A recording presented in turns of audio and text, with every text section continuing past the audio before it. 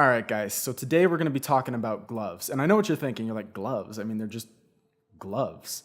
And you're kind of right, but at the same time, gloves can be a little bit more complicated than you might think. I mean, there's plenty of different kinds of gloves, and how do you know which gloves are right for the right situation? Today we're going to look into that, and hopefully you'll walk away a little bit smarter about gloves.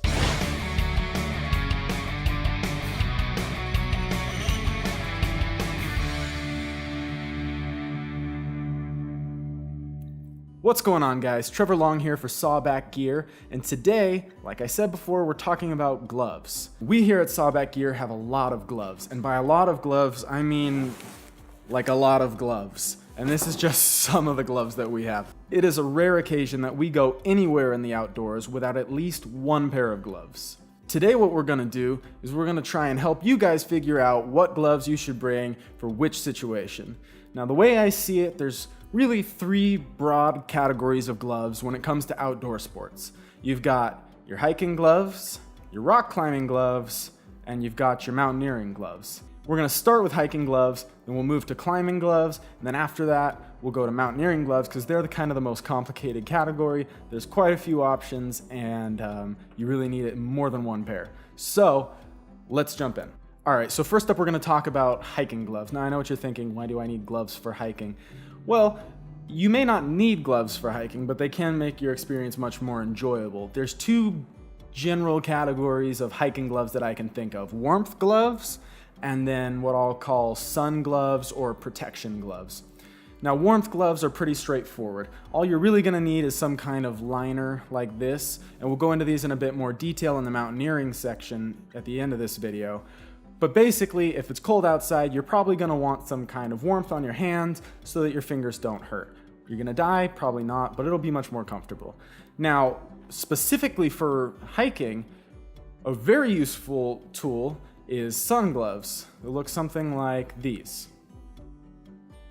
Like these. These are the Outdoor Research Chroma sun gloves, and their main purpose is to A, protect your hands from the sun while you're hiking, and B, they protect the palms of your hands from getting blisters when you're using trekking poles. Whether or not that sounds useful to you, I can speak from experience that when I don't use them, I'm usually much less happy. I can think of two specific instances in which I really wish I had had a pair of sun gloves. The first time I climbed Mount Whitney, I did not use any sun gloves, and I regretted it because I did not put sunscreen on my hands, because who does? And by the end of the trip, I had a hiking pole strap shaped sunburn along the back of both hands. That was attractive. The second time that I really wish that I had had some hiking gloves was the last time that my family and I did the panoramic trail in Yosemite. That's about a 12-ish mile trail, and I did the whole thing with trekking poles and no gloves, and by the end of it I had huge blisters on the inside of my hands. You can call me weak if you want, but the point is, it would have been much better with a pair of these. Something to look for when choosing a hiking glove is you want the fabric to be light and breathable because you will probably get sweaty. And at the same time, you want to make sure that the fabric has some kind of SPF rating, such as SPF 50, which will protect your skin from harmful UV radiation that causes sunburns. Both fingered options and fingerless options like this pair of Outdoor Research gloves exist. Personally, I prefer the fingerless versions because I just think they're a little bit more comfortable and give a little better grip on the trekking poles, but full finger versions are just fine too if that's what you like. Another thing that you might want to consider is trying to get a pair that's very lightweight. May not seem like something that's that important. I mean, a glove is a glove, but the lighter your gloves are, especially when you're not wearing them the whole time, those ounces add up in your pack. And so if you get something that's lightweight, it's going to be much more comfortable for you in the long run, and usually you don't sacrifice that much quality or effectiveness when opting for a lightweight option. So next up, we're going to be talking about rock climbing gloves. Now, the most common type of rock climbing glove out there would be a belay glove. These are the Petzl belay gloves, the Petzl Cordex belay gloves. I've used these ever since I started rock climbing. They work great. You can see that they are quite worn. The benefit of these gloves is pretty self-explanatory, given that they're named belay gloves. They help with belaying. They've got leather palms, durable leather palms, mind you, that will protect your skin from rope burn when belaying. Let's just say, for instance, that your leader takes a huge lead fall and for whatever reason the rope starts running through your hand and you get a rope burn, you let go of the rope, and your climber dies. That's not great. Alternatively, if you were wearing gloves, you wouldn't get a rope burn, the gloves would protect your hands, and your climber lives. So would you like your climber to live, or would you like him to die? Gloves or no gloves? Pretty straightforward if you ask me. Both full finger options and fingerless options exist. Personally, I prefer the full finger options because it provides a little bit more protection, especially on your fingertips from rope burn. However, a lot of people really like the fingerless options because it allows you to climb with them on and won't reduce your grip on the rock. So fingerless belay gloves are very popular with multi-pitch climbers, and if that's what you like to do, then maybe that's something you should look into. The second type of gloves that can be helpful for rock climbing are crack climbing gloves. I don't actually have any pairs to show you right now because I don't usually use them. At least I make mine from tape. However, options do exist that you can buy, such as that one. These are used to protect the backs of your hands specifically while jamming in cracks. These gloves are typically ultra lightweight, very minimalist, and will basically just provide protection for your knuckles and the backs of your hands. Finally, we've arrived at mountaineering. Mountaineering is the most glove-intensive sport that at least I know of. Anytime you go out mountaineering, you should have at least 2, probably 3 pairs of gloves, and maybe even more depending on what you're doing. So there's really 3 broad categories of what you might need when mountaineering. The first category is what we mentioned before, liner gloves. These are 2 different options of liner gloves that we have. This one's by Black Diamond, this one's by Outdoor Research. They both work great. They're both made of, what are these made out of? Polyester? Fleece lining? Both of these options are fleece lined, they're lightweight, they're warm to an extent, but the most important thing is that they are slim, close to your hands, and provide a lot of dexterity so you can manipulate carabiners properly and tie knots. Those are the 2 most important things to remember. The reason that liner gloves are really important is because in a situation where it's very cold out and you're wearing very heavy mittens possibly, but you need to manipulate your carabiners or your ropes, if you have to take off your mittens to do so, you don't want your bare skin exposed to the elements. So in that situation, if you were to take your mittens off but you had a liner pair of gloves underneath, then you'd be more protected.